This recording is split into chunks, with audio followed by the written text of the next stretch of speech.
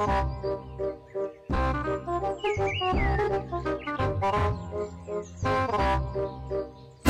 তোর লাউড়ার হাঁকতে কতক্ষণ লাগবে?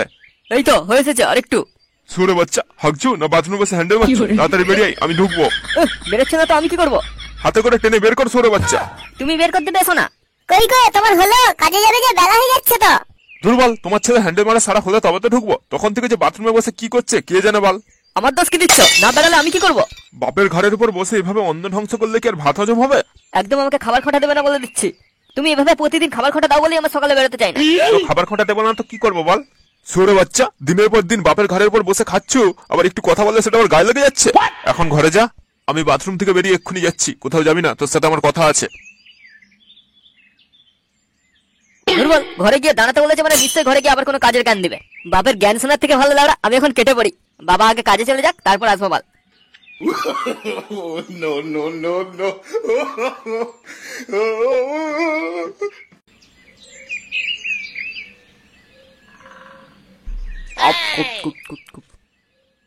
পল্টুদা, আমি বলি কি, এসব বাংলা ঠান্ডা রাখো, চলো গিয়ে তাজা জিনিস খাই। ওটা লাউড়া আবার কি বে? বাংলা মালের থেকে লেওড়া কি আর তাজা জিনিস আছে? আছে রে আছে, টাটকা তালের রস। হ্যাঁ বাড়া, লাউড়া তুই এটা কিন্তু ঠিকই বলেছিস। তালের রসও বাড়া কিন্তু হেভি নেশা হয়। বাল হয় লেওড়া, নেশা কাটার পর এমন মাথা যন্ত্রণা হয়, গাঁড়লি আর বেড়ানো যায় না সেদিন। আমি ওইসব বালের জিনিস খাবো না বাল, তোদের বাই উঠেছে, তোরাই খাবি যা। তার কেন খাবি লাউড়া, এইসব ছাই পাস গুলোই তো গিলবি। বাল একটু মাথার যন্ত্রণা হবে বলে তারই খাবি না বলছিস, আর এদিকে বাংলাটা যে শরীরটাকে পুরো ফবড়া করে দিচ্ছে ভিতর থেকে, তার বেলায় লাউড়া। অত সাথে জানি না বাল, তোদের খেতে ইচ্ছে হয়েছে তোরাই খাবি যা। আমি তো এখানে বসে লেওড়া বাংলাই খাবো। ঠিক আছে বাল, তোকে খেতে হবে না। এ পচা, কালকে তালের রসের ব্যবস্থা করতো। কালকে লাউড়া আমরা দুজনে বসে তালের রসই খাবো। আর এই চোদনটাকে এক ফোঁটাও দিবি না লাউড়া। খাবো না বাল, তোদের বালের জিনিস তোরাই খা। মা, আমি একটু বাইরে থেকে আসছি। থাম, খেয়ে যাবি, আমি আজকে ঘুগনি করেছি। ও আমি পরে এসে খাবো, আমার একটা কাজ মনে পড়ে গেছে, আমাকে এখন তাড়াতাড়ি যেতে হবে। আমার ঢ্যামনা বাপটা এলো বলে এমনিতেই তার আজকে সারাদিন মাথায় কি ঘুরছে কে জানে। আমি এসে খাবো। কোথায় যাচ্ছিস সুরে বাচ্চা? না না বাবা, কোথাও জানি মুততে যাচ্ছি, মুততে। সুরে বাচ্চা, মুততে যাচ্ছিস? মিথ্যা কথা বলার আর জায়গা পাস নেই। তো আমার সাথে, আমি তোর জন্য একটা কাজের ব্যবস্থা করেছি। দুর্বলা, আমি কোনো কাজ টাজ করবো না বাল। কাজ করবি না তো কি করবি সুরে বাচ্চা? সারা জীবন বাপের ঘরে বসে খাবি?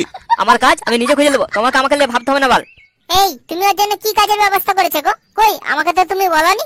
তোমাকে কি বললে বল, এই সরে বাচ্চাটা এতক্ষণকে এখানে থাকতো, এতক্ষণকে ঠিক কেটে পড়তো। তুমি ঠিক ওকে বলে দিতে, এই জন্যই তোমাকে বলিনি।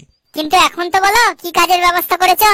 কি আর কাজের ব্যবস্থা করব? তোমার ছেলে তো আর পড়াশোনা করেনি যে ওর জন্য সরকারি কাজের ব্যবস্থা করব। সারা জীবন তো ওই বন্ধুদের সাথে মদ আর বিড়ি খেয়ে কেটে গেল। সে যাই হোক বল, আমি তোর জন্য একটা কাঠের কাজের ব্যবস্থা করেছি। কি কাঠের কাজ? তার মানে ওই রতন বুড়ার কাছে? না, আমি যাবো না। রতন বুড়ার কাছে না, এবার একটা অন্য বুড়ার কাছে ব্যবস্থা করেছি। তুই ওরা রতন বুড়ার বইয়ের সাথে যা করেছিস, তোকে কাঠ মিষ্টি কেনে, সে তার ঘরের বাথরুম পরিষ্কার কাজেও তোকে রাখবে না। তাহলে তাহলে আবার কার কাছে নিয়ে যাচ্ছ আমাকে? সেটা গেলেই দেখতে পাবি। তাহলে তোমরা দেরি না করে ঝটপট মুড়ি খেয়ে বেরিয়ে পড়ো, আমি আজকে ঘুগনি করেছি। ও এখন খাওয়ার টাইম নেই, এমনিতেই অনেক দেরি হয়ে গেছে, আমি এসে খাবো। আর আমি কি বল খালি পেটে যাবো নাকি? তাড়াতাড়ি গেলে সেখানে ঘরের থেকে ভালো খেতে পাবি। সেই বুড়াটা খেজুরের রস বিক্রি করে, তাই হতে পারে হয়তো হাঁড়িতে পড়ে থাকা একটু খেজুরের রস তোকেও খেতে দেবে। দুর্বল, আমি কি তোমার সাথে ইয়ার্কি করছি নাকি? দাঁড়াও আগে খেয়ে নি, তারপর যাবো। খেতে হবে না বাল, চ তাড়াতাড়ি গেলে সেখানে মুড়ি খেতে দেবে। এই তাহলে আমি যাই, প্রথম দিনটা ওকে একটু পৌঁছে দিয়ে আসি। আয়।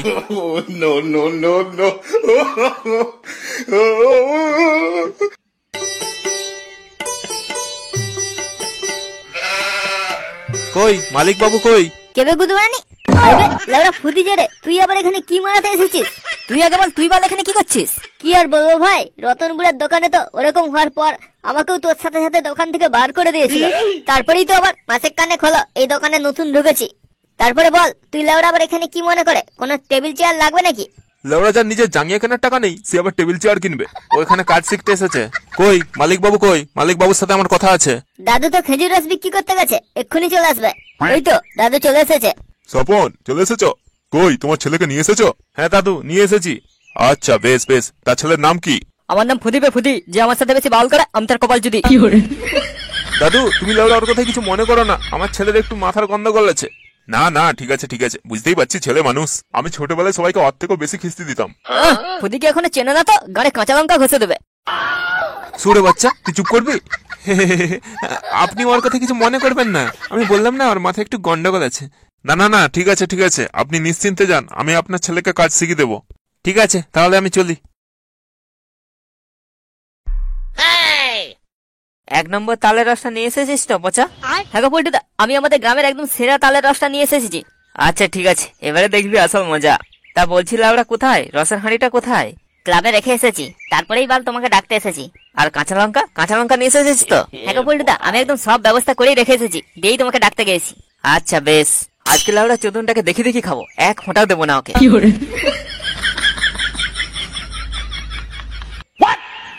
এভাবে দাঁড়িয়ে থাকলে হবে? যাও ফুদি, ওর সাথে তুমি একটু হাত লাগাও, তবে তো কাজ শিখবে।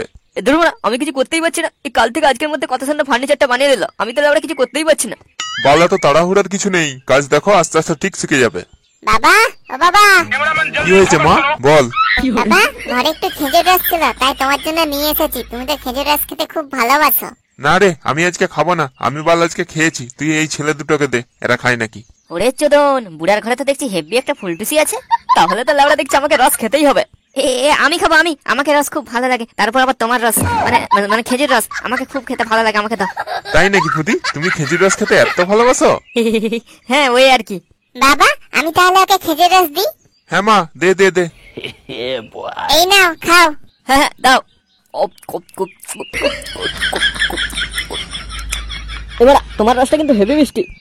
কি যে বলো তুমি, ওটা আমার রস না, ওটা খেজুরের রস ছিল। ঠিক আছে মা, তুই এবারে ঘরে যা। না বাবা ফুদি, এবারে আবার কাজে লেগে পড়ো। ভালো কাজ করতে পারলে আমি তোমাকে রোজ খেজুরের রস খাওয়াবো। এবার হাঁড়িটা তো এখানেই রেখে চলে গেল। দাঁড়া দাদু, আমি হাঁড়িটা রেখে আছি। দাও, আমাকে দাও, আমি এমনিতেও একবার ঘরের দিকে যাব। কেন দাদু, আপনি বুড়ো মানুষ, আপনি আবার এত কষ্ট করতে যাবেন কেন? আমি যাই, আমি গিয়ে রেখে আছি। না না, কোনো ব্যাপার না, আমি এমনিতেও ঘরকে একবার যাব, দিয়ে আমাকে আবার বাইরের দিকে যেতে হবে, আমার একটু কাজ আছে। তুমি আমাকে হাঁড়িটা দাও, আমি হাঁড়িটা ঘরে রেখে দিয়ে বেরোবো। দাও।